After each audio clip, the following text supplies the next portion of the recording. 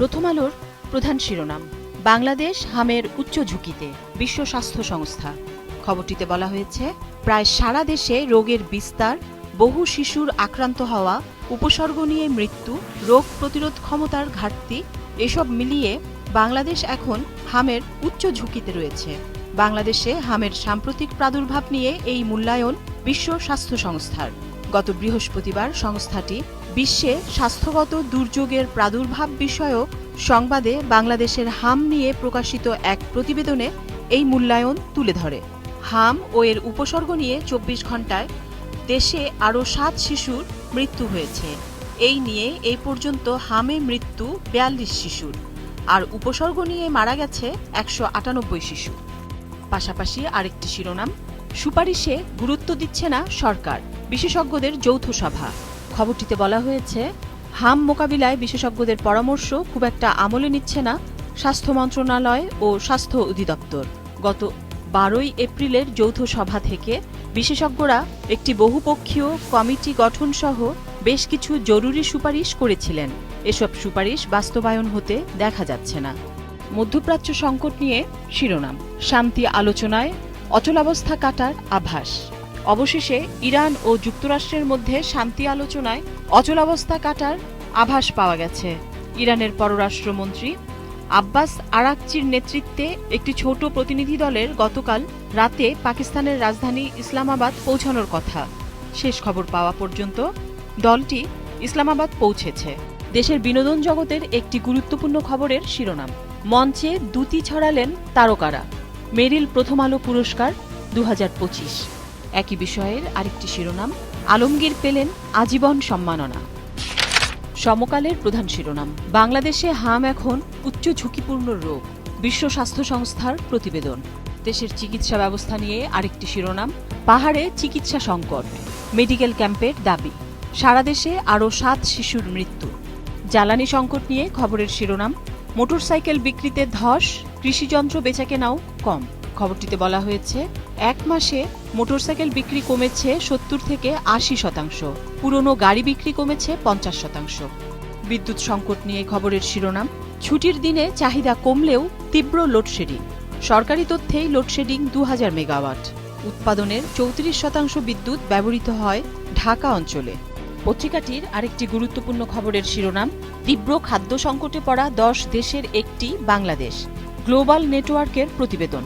উৎপাদন বাড়াতে পদক্ষেপ না নিলে সংকট আরও তীব্র হওয়ার আশঙ্কা। কৃষককে বিদ্যুৎ, সার সহ প্রয়োজনীয় উপকরণ সরবরাহ করার পরামর্শ। শিক্ষাঙ্গনের একটি গুরুত্বপূর্ণ খবর, ছাত্রদল শিবির বিরোধে শিক্ষাঙ্গনে উত্তেজনা, নেপথ্যে নিয়ন্ত্রণ প্রতিষ্ঠা। যুগান্তরের প্রধান শিরোনাম, শুরুতেই বড় চাপে সরকার, অর্থনৈতিক সংকটের পাশাপাশি রাজনৈতিক উত্তাপ। খবরটিতে বলা হয়েছে, ভঙ্গুর অর্থনীতি নিয়েই বিএনপি সরকারের যাত্রা শুরু। রাজস্ব আদায় কম, উচ্চ মূল্যস্ফীতি, বিনিয়োগ ও কর্মসংস্থান নেই, সেই সঙ্গে ব্যাংক ও শেয়ার বাজার বিকলাঙ্গ। এ অবস্থায় দায়িত্ব গ্রহণের কয়েকদিনের মধ্যেই ইরান যুক্তরাষ্ট্র যুদ্ধের মতো বড় একটি বৈশ্বিক সংকট। এর প্রভাবে বেড়েছে জ্বালানি তেল সহ সব ধরনের আমদানি ব্যয়। চাপে পড়েছে বৈদেশিক মুদ্রার রিজার্ভ। পরিস্থিতি মোকাবিলায় ভরসা ছিল আন্তর্জাতিক মুদ্রা তহবিলের $৩.২ বিলিয়ন ঋণ, কিন্তু শর্ত পূরণ না হওয়ায় ঋণ দেবে না আইএমএফ। পত্রিকাটির আরেকটি গুরুত্বপূর্ণ খবর, তীব্র গরমে পানির কষ্টে নগরবাসী, ওয়াসার সক্ষমতা শুধু কাগজে কলমে। ২০০টি গভীর নলকূপ যান্ত্রিক ত্রুটিতে বন্ধ, শোধনাগারগুলোও কাঙ্ক্ষিত পানি সরবরাহে ব্যর্থ। মিরপুর, উত্তরা, ভাটারা, শাহজাদপুর, কলাবাগান সহ নগরীর প্রায় অর্ধশত এলাকায় পানির তীব্র সংকট। পল্লবীতে পানির দাবিতে সড়ক অবরোধ, বিক্ষোভ। বলা হচ্ছে, বর্তমানে দৈনিক চাহিদা ৩২৫ কোটি লিটার, উৎপাদন ২৮০ কোটি।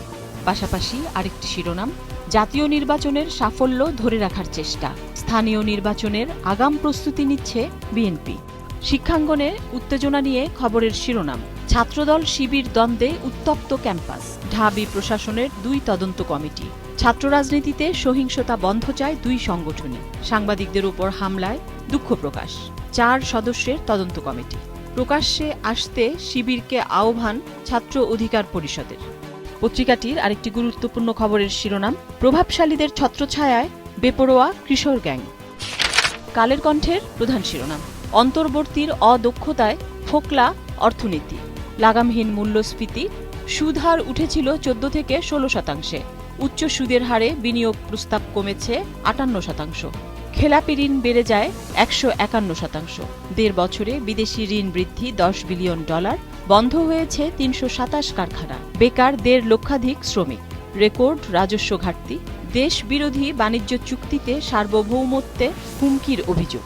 পত্রিকাটির আরেকটি খবরের শিরোনাম, টিকাদানের ঘাটতিতে হাম নির্মূলের সাফল্যে বড় ধাক্কা, WHO, হামে আরও 7 শিশুর মৃত্যু। দৈনিক কালবেলার প্রধান শিরোনাম, স্মার্ট মিটারে ডিজিটাল ধোঁকা, বিদ্যুতে ভুয়া বিলের ছড়াছড়ি, আতঙ্কে গ্রাহক, বিপাকে ডিপিডিসি। খবরটিতে বলা হয়েছে, নিম্নমানের মিটারে টাকা কাটে হিসাব মেলে না, উল্টো বাড়ে বকেয়া, মিটারের ডিসপ্লে ও মোবাইল অ্যাপের তথ্যে গরমিল, হঠাৎ করে বিচ্ছিন্ন হয় বিদ্যুৎ। বিশেষজ্ঞদের দাবি, পুরো প্রযুক্তিগত প্রস্তুতি ছাড়া এমন জটিল ব্যবস্থা চালু করাই ছিল বড় ভুল।